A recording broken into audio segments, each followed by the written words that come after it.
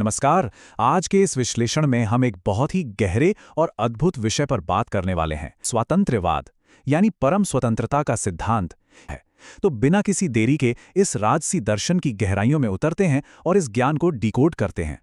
अब देखिए, जब हम इस अनंत और जटिल ब्रह्मांड को देखते हैं तो स्वाभाविक रूप से मन में एक बड़ा बुनियादी सा सवाल उठता है, आखिर ये सृष्टि होती ही क्यों है।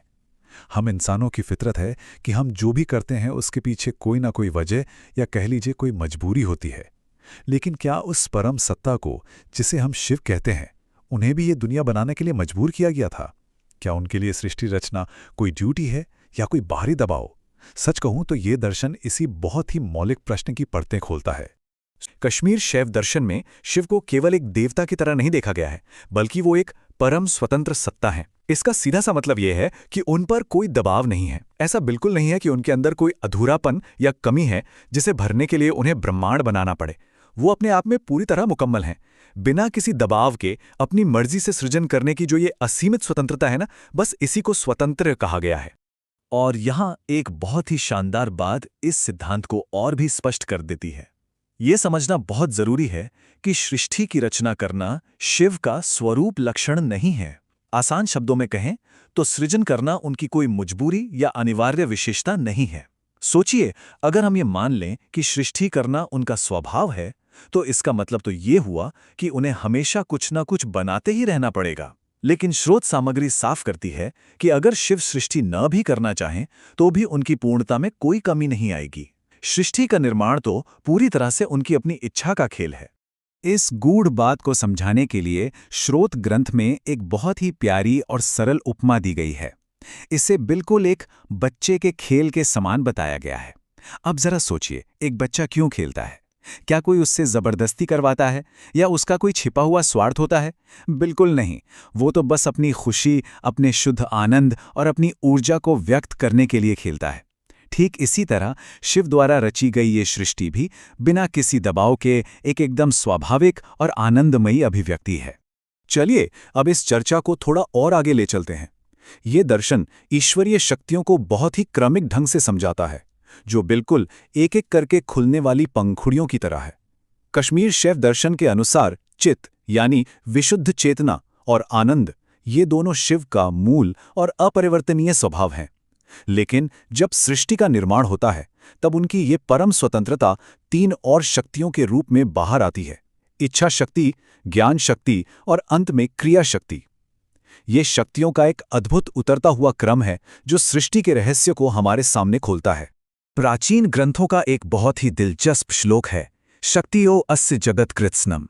इसका अर्थ है, उनकी शक्तियां ही ये संपूर्ण जगत हैं। शास्त्रों का ये उद्धरण बहुत ही जोर देकर ये साबित करता है कि इस ब्रह्मांड में जो कुछ भी देखा या महसूस किया जा सकता है वो सब शिव की उसी अनंत ऊर्जा का ही एक विस्तार है। ब्रह्मांड कोई अलग से बनाई गई भौतिक चीज नहीं है, बल्कि ये खुद शिव की चेतना और शक्ति का ही साकार रूप है।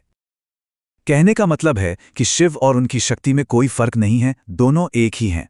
यहाँ चेतना की दो बहुत ही गहरी अवस्थाओं के बीच एक बड़ा ही रोचक अंतर बताया गया है।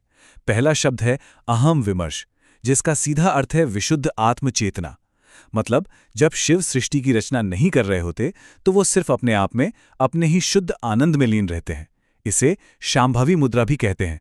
और दूसरी अवस्था है अहम विदम विमर्श, जो सृष्टि के समय सामने आती है।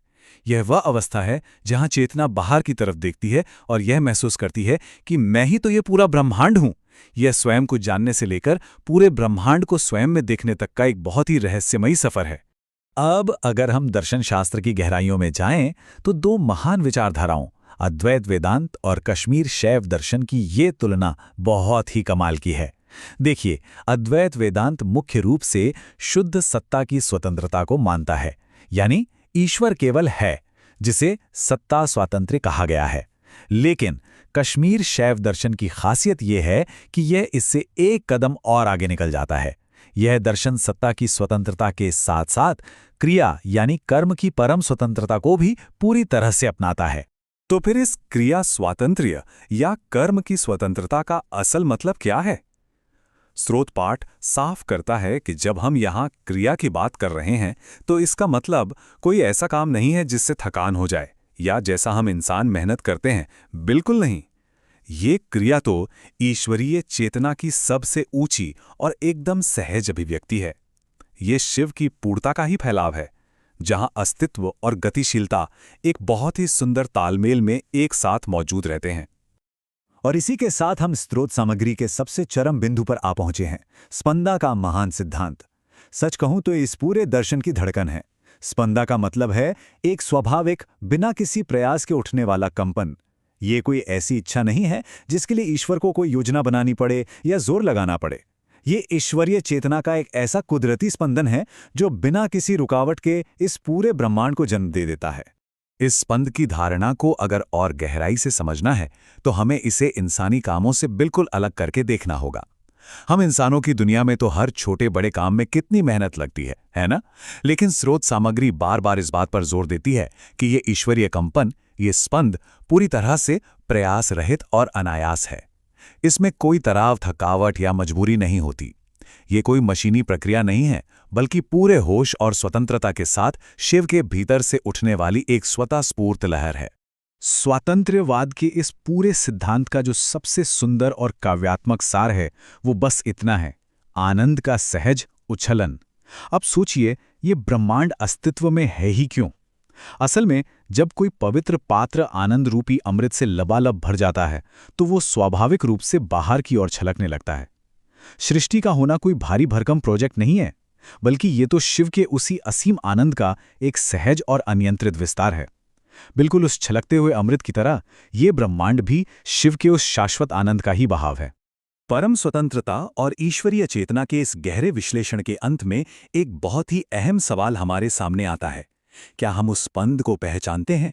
बिना किसी प्रयास के होने वाले इस ईश्वरीय कंपन की समझ हमारे अस्तित्व को देखने का नजरिया पूरी तरह बदल सकती है। क्या हम उस स्वाभाविक आनंद और ईश्वरीय स्वतंत्रता को अपने आसपास या खुद अपने भीतर महसूस कर सकते हैं? स्रोत सामग्री की इसी गहरी और विचार करने वाली अंतर्दृष्टि के साथ आज का ये विश्लेषण हम यहीं समाप्त करते हैं। ऐसे और वीडियोस के लिए हमारे चैनल को लाइक, शेयर और सब्सक्राइब करें।